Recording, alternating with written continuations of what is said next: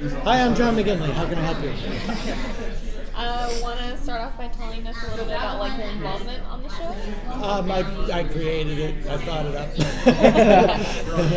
and I read it. I'm a comedy writer and a comedian. But I grew up loving horror movies. They were always my football, I like to say. That's what I was into as a kid.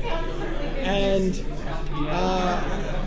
I always wanted to do a horror movie or horror show, but that was also, it had to be funny because that's what I do. It would be ridiculous if I tried to do it seriously. And it took a long time to get the right combination, and a lot of things, it took me 20 years to come up with the simplest idea. And the idea basically was, what if my dad was Buffy the Vampire Slayer?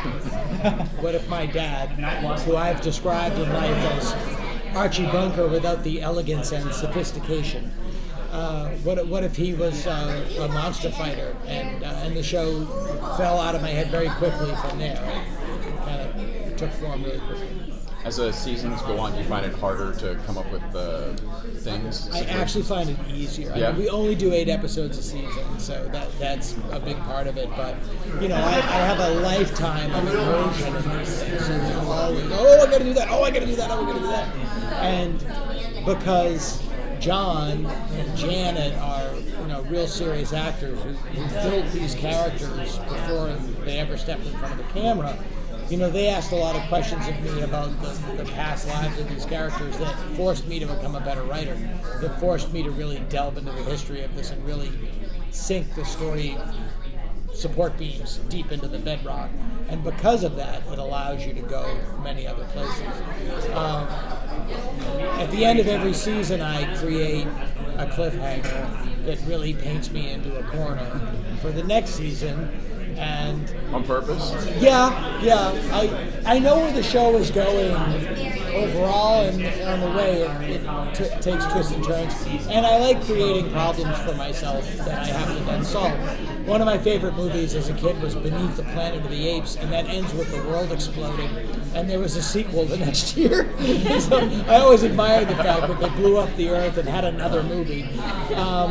And I create those problems for myself. This season 2 ended with the portal to hell opening and the forces of hell being released upon the earth.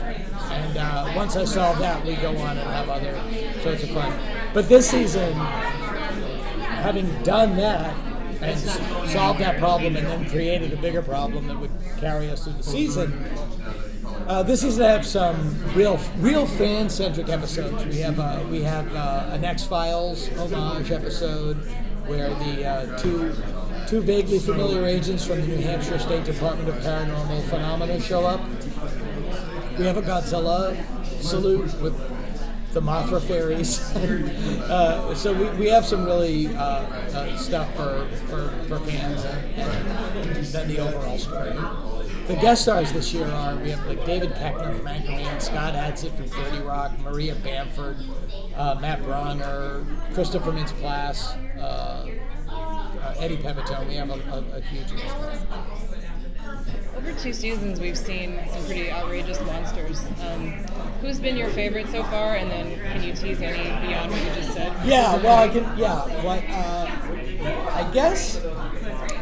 For whatever, there's no real reason why everybody loves the pig demon from the first season, but he sort of became like a symbol of the show. Like he's on a lot of the stickers and T-shirts. So I think people really love Murgatroyd, the pig demon from season 1. But this season, what happens to David Koechner in the he becomes a monster. He plays Kenny, Janet's ex-husband, and he becomes a monster called the Kenny Pillar. He might be the standout. I think he will end up being the standout. What are your biggest inspirations, I guess, for the show and these characters to create the monsters?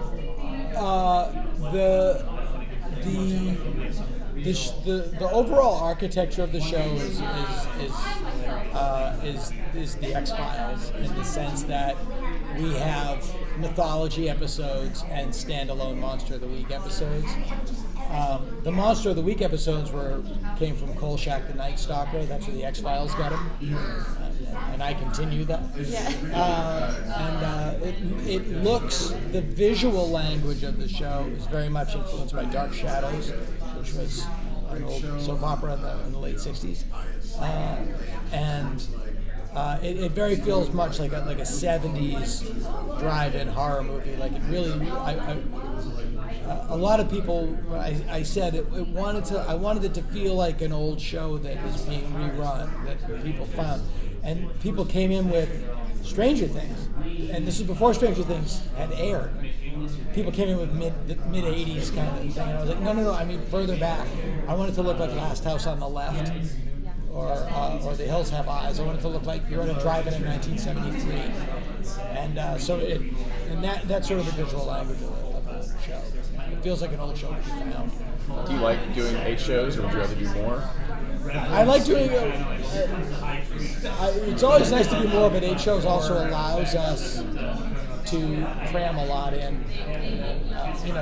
The suspension of disbelief is just right. Yeah, I'd like to do 16.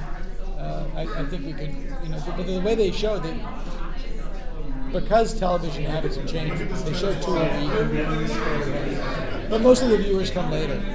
On what's called the +3, that people DVR it, TiVo.